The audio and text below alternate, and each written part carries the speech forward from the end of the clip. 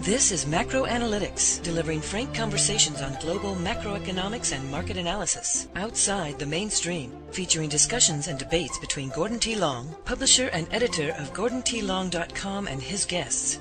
The content of this discussion is strictly the opinion of the participants. It is in no way a solicitation for business, nor is it to be considered investment advice of any sort. Always consult a registered investment advisor before making any investment decision. These discussions are extremely hard-hitting and terribly frank, and parental discretion is advised. Now, on to the show.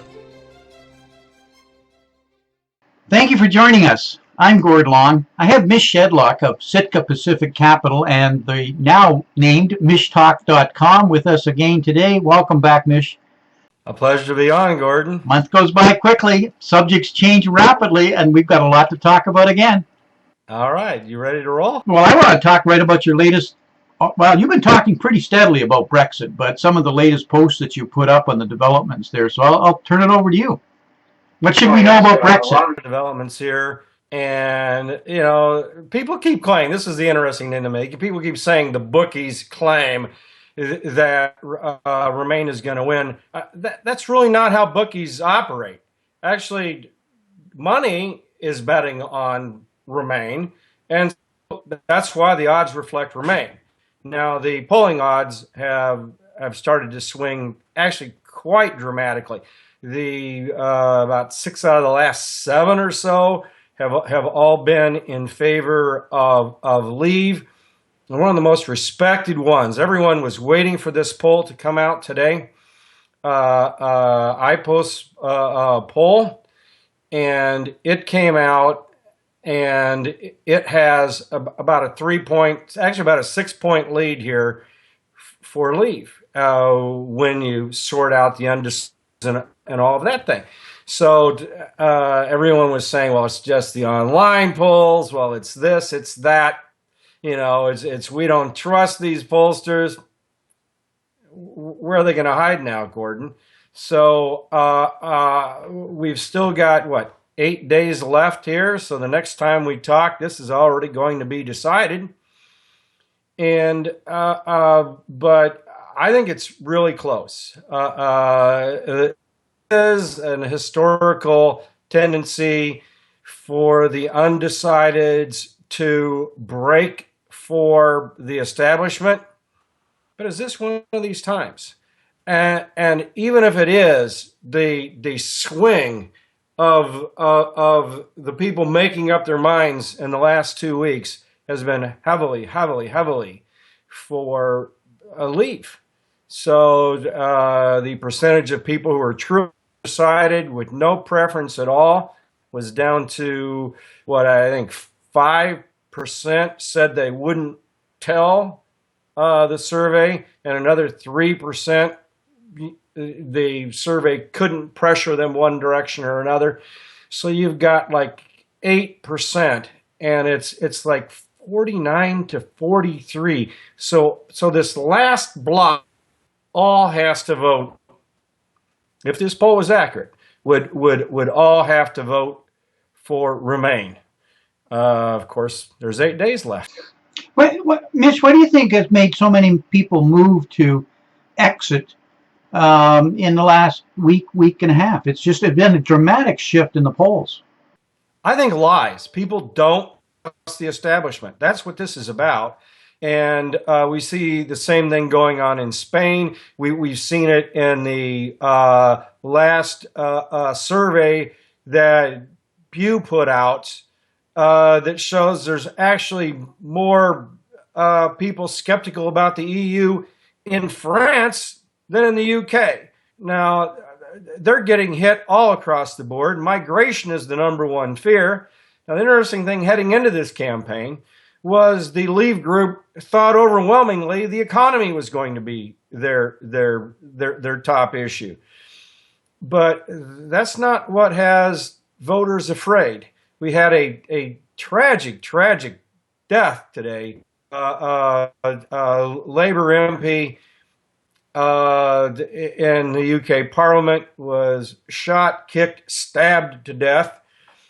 And the Remain had to suspend the campaign interesting thing happened in the U.S. markets at the time. Interest rates, yields were plunging. The dollar was rallying along with gold. Unusual kind of development. And then all of a sudden, after this shooting stabbing incident, the Remain came out and said they were suspending the campaign, and it's as if the market reacted as if they were suspending the vote, which is not the case at all. So I'm not sure what happened there, and a turnaround, maybe just waiting for any kind of catalyst because the market had been oversold for about 4 or 5 days. Unless this changes votes in the UK, though, nothing really happened. These huge volatile swings up and down in everything. U.S. Treasuries, even on the FOMC announcement, despite the fact that they said nothing, have huge volatile movements here. So, but I think this all goes back to mistrust.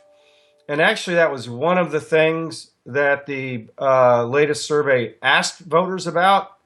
And actually, Gordon, they don't trust the people in the Remain camp, and they don't trust the people in the Leave camp. They don't believe anyone's telling the truth. But so what can we make of this? If no one's telling the truth, what is it they're upset about? They're mad at the establishment here. They're mad at Cameron, and they're mad at Also mad at George Osborne. Osborne. Yeah, talk about lying. I mean, he's talking about 30 billion pounds in tax hikes or reductions in spending. 860,000 jobs are going to be lost. I mean, some of these numbers are, I mean, even to me, they seem like a serious exaggeration. And this is the key thing. The voters didn't believe it. That came out in a survey today. None of them believed it. From either side, no one believed these numbers. So that's what's interesting. And then Cameron was supposed to give a speech yesterday or the day before, and he backed out of it because the Remain group told him that he was now a liability. So credibility of Cameron and Osborne certainly lost. I think both of them are going to be out following the election, no matter what happens. One of the things I've noticed is you mentioned immigration, and right now under the EU, being a member of the EU, anybody can live anywhere within the EU, and that means they can go and live in the UK. And that, I think, is frightening some people with the refugee problem and the escalating issue. It seems to be some of the things I'm reading. Yeah, exactly. And the weird thing here is the EU came out and actually Cameron was, didn't want to pass this ahead of Brexit, and I don't know what these guys were thinking either, but these EU leaders twisted Cameron's arm to show you the backbone that Cameron had. He gave into it. I'm glad he did because he looks foolish here, but he wants to have talks with Turkey. Now, he came out after that and he said, well, what's the big deal? Turkey's not going to join the EU. Well, it goes a lot further than that. Chancellor Merkel said, that she wants to give visa access to 80 million Turks. It's a deal between the refugee deal between Greece and Turkey, and Germany holds up. And, 80 million people, they have access to the Schengen zone. So, they really can't claim, this has nothing to do with Turkey, because it does. And voters are rightfully for that. And no one trusts them. And, Cameron worked out this deal, but none of it is in writing. None of it is binding to change the agreement. To change the treaty, every nation in the EU has to approve it. All it has to do is say no. And so these promises that were made to the UK are hollow, totally hollow. Yet, France itself has a pledge written into the treaty, that it gets to maintain all of these agricultural subsidies, and that's hurting the prices of agricultural goods. And every EU nation is up because of this carve out for France. So France got a carve out, but France wouldn't give a carve out for the financial zone for the UK. So, Cameron argues that he can change things better from within inside the EU. Well, that's a bunch of crock. He has to get every EU nation to go along with whatever he wants. He's a liar. It was Cameron's idea for the referendum, and he was using it originally to force some of the negotiations. Yes, he made backfired. It backfired clear. We'll find out in 8 days, right? But win or lose, I think his political credibility is in serious jeopardy in the UK. Him and Osborne. Well, EU credibility, win or lose, things have changed here as a result of this. There's a lot of splinters. Jean-Claude Juncker, EC president, came out today and said, well, we made some mistakes. That's the understatement of the year. We made some mistakes. Yeah, you made some mistakes. Actually, I'd like for him to list them, because I hazard to guess what he calls a mistake and what I call a mistake are completely different. This whole project was a mistake, starting with the euro. The euro was a mistake, period. No one can deny that. And be telling the truth. They can deny it, I suppose. Mish, we've got a lot of fear going on, certainly a lot of fear mongering. But I'm looking at the German bund. It's absolutely, on a yield basis, we're now below zero, trading down. But we've also got this flight to safety. And that is poor money is literally pouring into the U.S. treasuries, trying to avoid zero interest and NERP around the world. And we're watching the 10-year drop, right, starting to push 1.55, coming off 1.82. These are significant moves. Huge moves. Huge moves. There was a huge move today that got reversed. So we'll see if this is a start, for whatever reason, of a trend back up, or, just the spur of the moment thing here, as discussed for this attack in London. But I think the Fed's credibility, if we start looking at these dot plots, they planned 4 hikes, and then it was 3, and now it's 2, and guess what? Guess what the market says, Gordon? I think you know, don't you? Yeah, the market says 0. And it has been for a while. I think that, 1 is some of the statistics are, but the market is 0. Price is 0. I don't believe they believe that for quite some time. I'm told. I recall that might be a profane expression in a lot of the world. So no, that's just a 0. But maybe it's a fitting tribute as well to. To central banks in general, let's say. Mish, I think that it's not because of Brexit. Brexit is just contributing to that. But I am seeing some major weakness in the European banks. Deutsche Bank is clearly in serious troubles. And when you look at it reminds me of Lehman in many ways. The rate at which it's breaking down.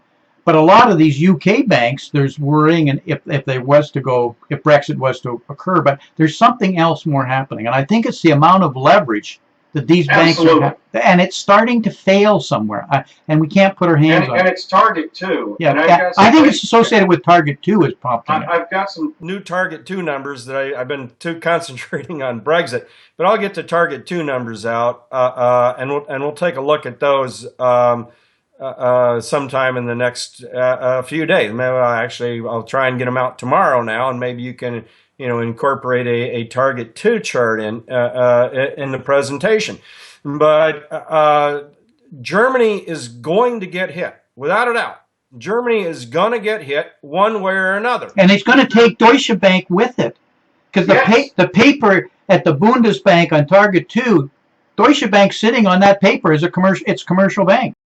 The one way or another, Germany is going to have to bail out, and it's going to go beyond Greece. Beppe Grillo is back surging in Italy, and Marine Le Pen, I think, am I right on this? Is Front National National Front the leading party in France now? I think it is. There's so many of them, so you can lead with something like 30%. And people are actually talking for the first time that she could conceivably win this thing. For sure she's going to win, as it stands now, the front round.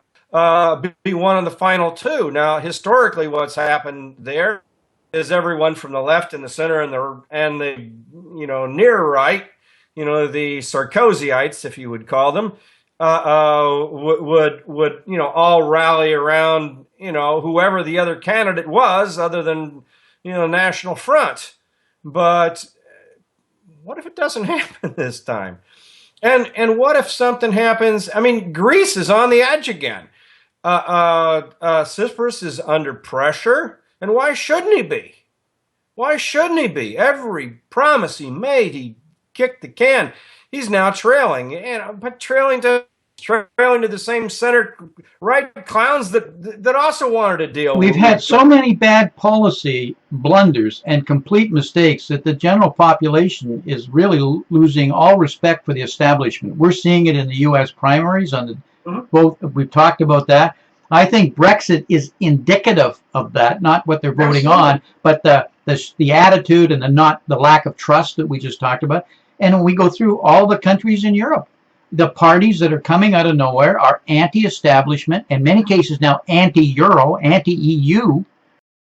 Anti-immigration in Austria? My gosh, the center-left and center-right party got kicked out of the first round of elections for the first time since 1945. We had this started with financial crisis. It's led to in Europe in 2011, 12, and then we got economic crisis. Now I believe we're on the verge of political crisis. I just see this wave coming. This is indicative of financial repression. That's what it is. People are angry. They're fed up. A lot of times they don't even know who they're angry at, other than the person in control. That's what's going on here now. President Obama couldn't win again with his numbers. That's for sure. Hillary Clinton, my God, she promised. I'm wondering where let's switch for a second to the U.S. election, because my gosh, both candidates seem hell-bent on trying to lose this thing now. Hillary Clinton came out and is sporting a draft for women. Is that going to win her votes? She's nuts. Meanwhile, Trump has, he needs to be more presidential. He's saying all kinds of things that are raising eyebrows. All Trump needs to do to win this thing is just move towards the center. Instead, he's moving towards the right, on everything.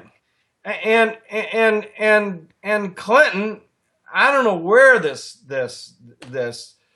we need a draft came from. No independent is going to want to vote for that. They're both sticking their foots in their mouths. This might be a case of who makes the last mistake, Gordon. It's pitiful. Well, they're trying to get Trump to stay on the message by just staying on the teleprompter. So as they can move him. But he can't stay on the teleprompter. It's just no matter what. And every time he wanders from it, the liberal media is all over it in every way. It's comical to watch. But Mish, back to your comment, if I could, on Yellen's apparent swing, and because the vote was 10-0, there was no dissenting vote here against raising it. Are we facing? Do they see a U.S. recession on the wings? I know you were talking about Deutsche Bank saying 55%. I think they're stupid, so I don't think they see a recession. I think that sums up my position in a nutshell. They still believe that things are going to get better, but you know what? They're giving themselves a little bit of an out here. Just wrong. They're still struggling with this idea of a natural rate. What's the natural rate? Gordon, you know what the easiest way to find the natural rate? Yeah, let the market find it. We do, because we don't have any price discovery. They're guessing at it. They don't know where the hell this thing is, and they put themselves in this shoe. They put themselves, they created an artificial bubble in housing. And they had a dot-com bubble in 2001, a housing bubble in 2007, and just a general bubble and everything. Right now with stock market and bonds, it's like their hands are tied. What the hell are they going to do here? So they're afraid of their own shadow right now. So pathetic. That's really my word for the Fed, as well as the election campaign as well. Mish, last point here. Jobs report. Any comments you want to make on that? That shocked the market. It did shock the market. It wasn't unexpected in this corner. Of course, I've been talking about this. We've been discussing this for some time. So I don't know, but the last factory report wasn't any good. Autos actually took a hit in it. So every time, actually what's really peculiar is every time something major happens in one direction, it goes back the other way. But right now it's looking like this.